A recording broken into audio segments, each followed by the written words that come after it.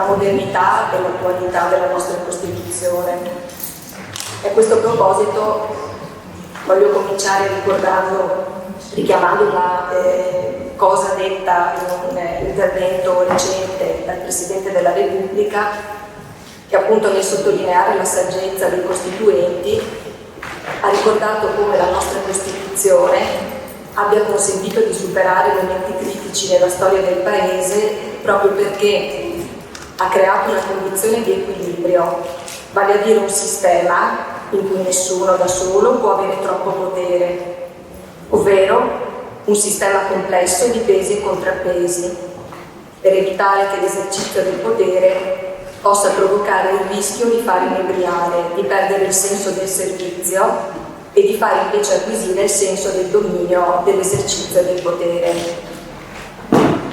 E infatti, come poi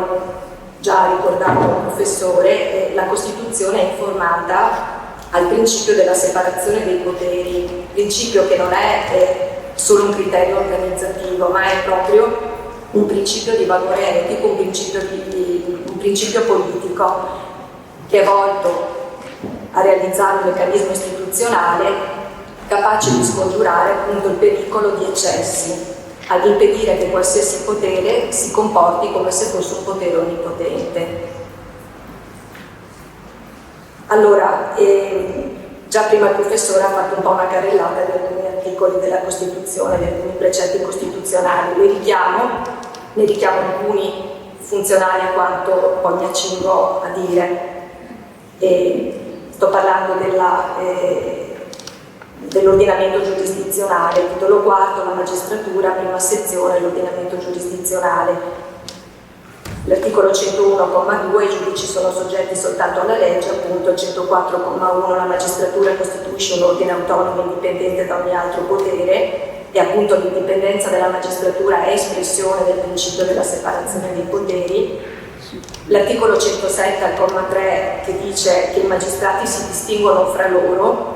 soltanto per diversità di funzioni e il comma 4 per cui il pubblico ministero gode delle garanzie stabilite nei suoi riguardi dalle norme sull'ordinamento giudiziario e il 112 per cui il pubblico ministero ha l'obbligo di esercitare l'azione penale. E quindi già dai precetti costituzionali capiamo che nel nostro assetto istituzionale, nella realtà italiana, tutti i magistrati, che siano giudici o che siano pubblici ministeri, sono magistrati dipendenti dall'esecutivo e che si distinguono quindi solo per funzione. E una questione al centro del dibattito culturale, del dibattito politico, è proprio quella relativa all'opportunità di precludere ai pubblici ministeri di diventare giudici o viceversa, ai giudici di diventare pubblici ministeri. Il concorso di magistratura ora è un concorso unico, si vince il concorso e si può scegliere se fare il pubblico ministero o fare il giudice. Tra l'altro devo dire sulla base della mia esperienza che questa scelta poi viene fatta anche sulla base di esigenze molto concrete, cioè della sede più vicina in cui è possibile iniziare a prestare le funzioni. Io mi ricordo quando ho superato il concorso che per poco non sono riuscita ad iniziare a svolgere il mio lavoro presso la procura del Tribunale di Belluno. C'è stato un altro collega che ha scelto quel posto, aveva una maggiore anzianità e quindi io ho iniziato invece facendo giudice di sorveglianza a Trieste. Magari avrei iniziato facendo il pubblico ministero e avrei magari, se mi fosse piaciuto, continuato a svolgere quelle funzioni, invece ho iniziato a fare il giudice e ho continuato così. E va poi precisato che questo passaggio di funzioni da pubblico ministero a giudice o viceversa, che quindi è attualmente garantito dal nostro ordinamento, proprio perché i magistrati si distinguono solo per funzioni e il concorso è unico, e dal 2006 in poi, da quando c'è stata la cosiddetta riforma Castelli-Mastella, riguarda un numero veramente limitato di magistrati. Diciamo che sul totale di magistrati, circa 8.500-8.600 circa, sono passati dalla funzione di giudice a quella di pubblico ministero meno di 20 magistrati all'anno e alla funzione di pubblico ministero a quella di giudice 28 magistrati all'anno. Quindi, facendo due calcoli, il numero di passaggi dalla funzione giudicante a quella requirente ha coinvolto 2 magistrati su 1000 e 3 magistrati su 1000 per il passaggio inverso. E va anche precisato che questo passaggio dal pubblico ministero a giudice o viceversa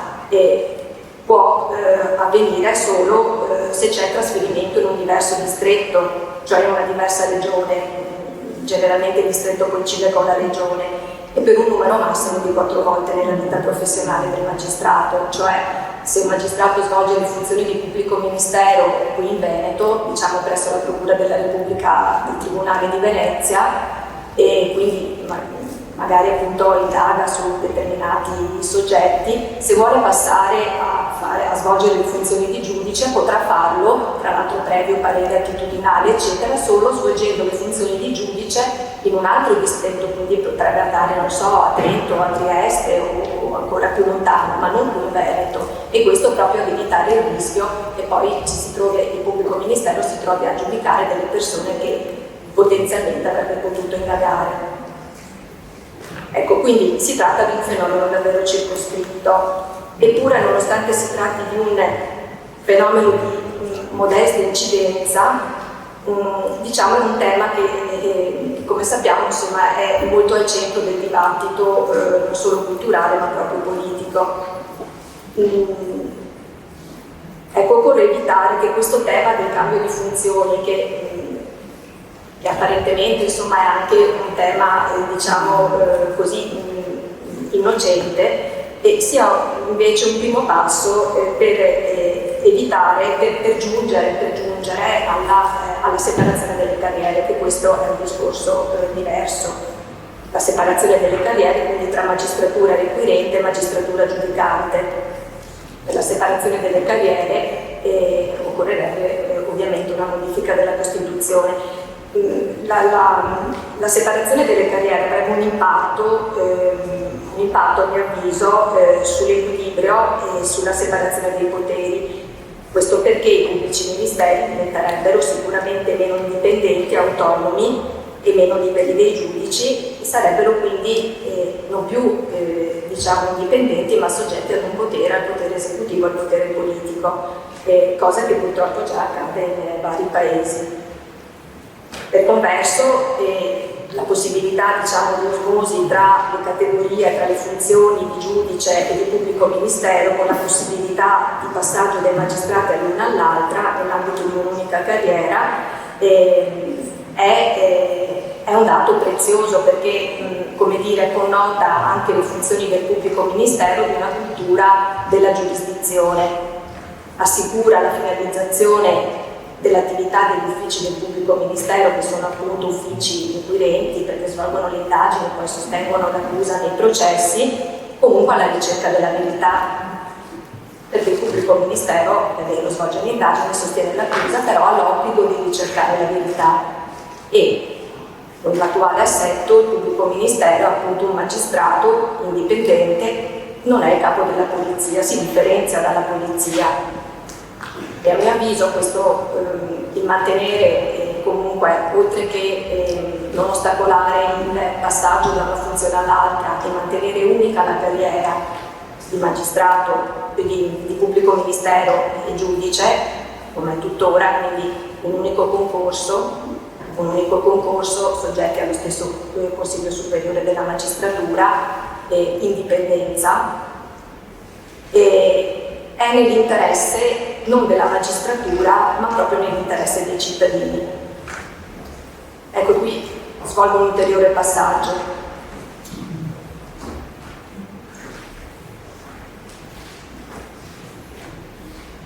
Secondo me va tenuto presente che tra la prima e la seconda parte della Costituzione, cioè la prima parte, quella che riguarda i diritti e doveri dei cittadini, la seconda l'ordinamento della Repubblica, c'è una forte integrazione, e quindi prima di mettere mano a eventuali revisioni della Costituzione, sappiamo che tentativi ci sono stati, insomma nel corso di questi anni ci sono stati vari tentativi, e proprio perché queste due parti si integrano tra di loro non è possibile pensare che una modificazione dell'assetto organizzativo modificazione in qualche modo della parte relativa all'ordinamento della Repubblica non abbia una ricaduta anche sulla prima parte, sulla sfera dei diritti e delle libertà. E quindi questo dovrebbe indurre una certa prudenza quando appunto si vuole mettere mano ad aspetti apparentemente anche marginali, perché le ricadute potrebbero essere più vaste e di un certo impatto. Passando adesso ai diritti dei cittadini, vi ho fatto cenno, in particolare la parte prima, titolo 1, rapporti civili. L'articolo 24, primo comma, prevede che tutti possono agire in giudizio per la tutela dei propri diritti e interessi legittimi. E questo è un precetto importante che consente appunto a tutti i cittadini di adire ai presidi di giustizia praticamente, diciamo, a gratis, pagando un contributo unificato, insomma un bollo, quando si avvia il giudizio, tra l'altro non previsto neanche per tutte le materie.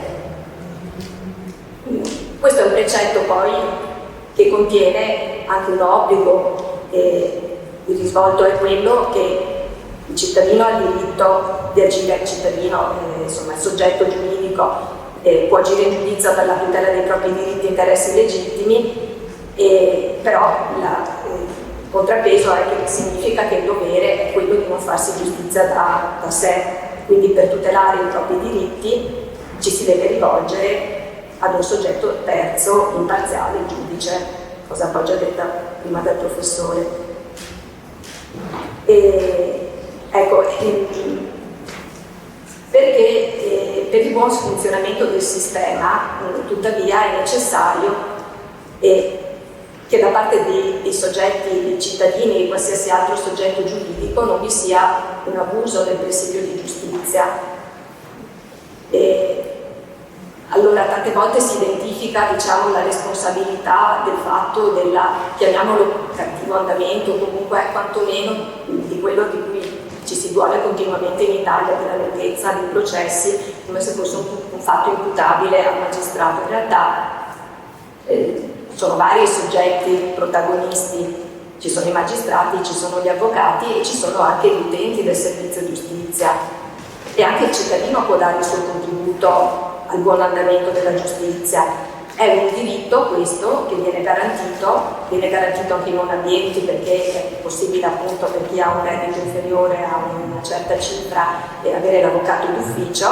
È necessario però appunto che questo diritto venga esercitato con un senso di responsabilità, perché una causa strumentale, una causa inutile, è una causa che appesantisce il sistema della complessità e comporta un costo per la collettività, risorse sprecate, tempi dilatati e appunto energie sottratte per la decisione di altri contenziosi. E purtroppo nella mia esperienza, io mi occupo molto da un po' di anni prevalentemente di materie economico-finanziarie, le cause strumentali sono tante le cause che vengono intentate magari per evitare, un obbligo di pagamento, viene intentata la causa con la quale ci si difende, insomma, con le ragioni più strane, per rimandare il momento del pagamento. Tante cause inutili, le famose cause per le cosiddette questioni di principio, che poi non troveranno mai soddisfazione davanti a un'aula di giustizia, oppure per la soddisfazione, diciamo, morale di avere ragione, e anche da quel punto di vista non è funzionale a quello la giustizia. La giustizia civile è funzionale alla composizione dei conflitti sociali, ma reali conflitti sociali. Poi, per toccare un altro tema, e riallacciandomi sempre alla questione dell'indipendenza, appunto la magistratura è un ordine autonomo indipendente, ma come già prima ci ha ricordato il professor Denardi, l'organizzazione giudiziaria dipende dal Ministero. Ecco. E quindi il Ministero mette a disposizione le risorse umane, risorse materiali, e c'è da dire che insomma nella maggior parte dei distretti giudiziari c'è una sproporzione tra quella che possiamo definire domanda di giustizia e le reali risorse in termini di personale di magistratura e di personale amministrativo. Come già ricordato sempre dal professore, il personale amministrativo, che è il più vario possibile perché si va dai dirigenti, funzionari, cancellieri, gli assistenti giudiziari, svolge un ruolo indispensabile perché appunto c'è un prima e un dopo, rispetto anche all'emissione semplicemente della sentenza o del provvedimento decisorio. E da questo punto di vista diciamo che anche agli stessi magistrati è stato accollato il compito di fare un po' i segretari di se stessi, perché noi verbalizziamo in udienza da noi tutte le udienze, le cause e testimonianze, le discussioni dei testimoni, quindi noi siamo con il nostro computer e purtroppo non viene attuato quello che è un precetto codicistico che il giudice è assistito dal cancelliere, perché il magistrato è anche il cancelliere di se stesso, e quando scriviamo provvedimenti, la sentenza, qualsiasi altro provvedimento, lo scriviamo direttamente a computer e poi con la firma digitale viene anche inviato direttamente per la pubblicazione. Quindi sono proprio passati i tempi in cui c'era la scrittura a mano, il personale amministrativo che dattilo scriveva la sentenza, ecco. Quindi già buona parte del lavoro viene fatto dal magistrato, anche questo lavoro che proprio non è che spetterebbe, non sarebbe di competenza insomma del magistrato, ma poi in ogni caso il personale amministrativo ha tutta una serie di oneri anche successivi, come quella del deposito ufficiale, diciamo, del provvedimento, della comunicazione dei provvedimenti o notificazione dei provvedimenti, delle pubblicazioni. Per anni non sono stati indetti concorsi per cancellieri. La media dei cancellieri del personale amministrativo è elevatissima, è oltre 50 anni e tra l'altro appunto anche per queste ragioni diciamo anagrafiche ci sono state delle difficoltà nell'informatizzazione, perché da qualche anno ormai il sistema è completamente informatizzato e questo non è che rende più veloce, perché non rende più veloce proprio niente, rende più comodo, diciamo, per alcuni aspetti, anche più sicuro perché è anche più ordinato il fascicolo. E poi appunto il sistema è un sistema che non è flessibile, per cui a parità di organico di magistrati può capitare che in un ufficio giudiziario si debba farsi carico improvvisamente di nuove competenze. Io prima di lavorare in Corte d'Appello a Venezia ho lavorato tanti anni presso il Tribunale di Venezia e da quando sono arrivata in Tribunale a Venezia nel 2010, dopo 2 anni era stata istituita la sezione specializzata in materia di impresa, perché diciamo,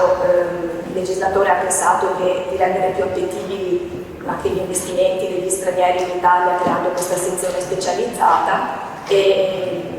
con l'idea appunto un giudice specializzato nella materia societaria, oltre che nella materia della proprietà industriale e intellettuale. E però c'è da dire che appunto riforma a costo zero, nel senso che i magistrati del Tribunale di Venezia che erano già lì si sono fatti carico anche della sezione specializzata di impresa e quindi hanno anzi preso lavoro da tutti gli altri tribunali del Veneto, perché tutte le cause in materia societaria poi andavano intentate davanti al Tribunale di Venezia, ma senza aumento di organico.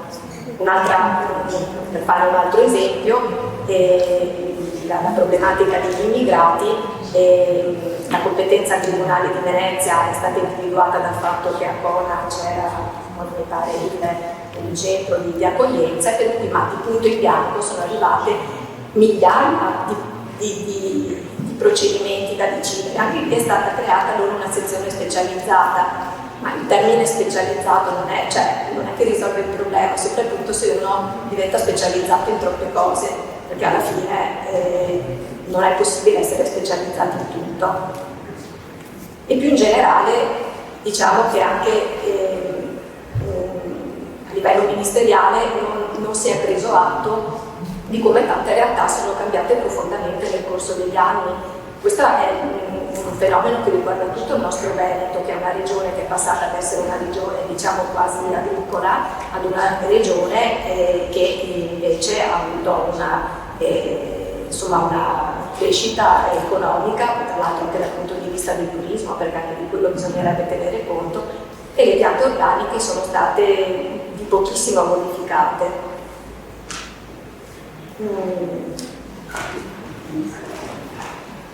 Sempre parlando della specializzazione, il numero di magistrati non consente in tutti gli uffici giudiziari appunto un'elevata specializzazione, e quindi capita che il magistrato specializzato si occupi comunque, accanto alla questione molto impegnativa appunto di magari materia societaria,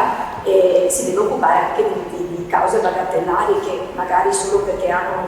uno scarso impatto dal punto di vista economico non è detto che poi siano anche più semplici o che comunque impegnano delle energie. E un'altra cosa di cui poi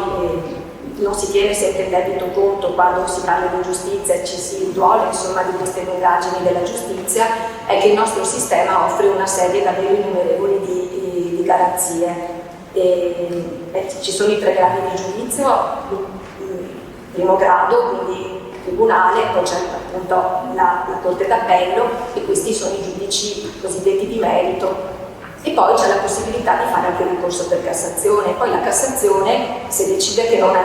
va bene diciamo, la sentenza d'appello, può anche rimandare al giudice d'appello per uniformarsi al principio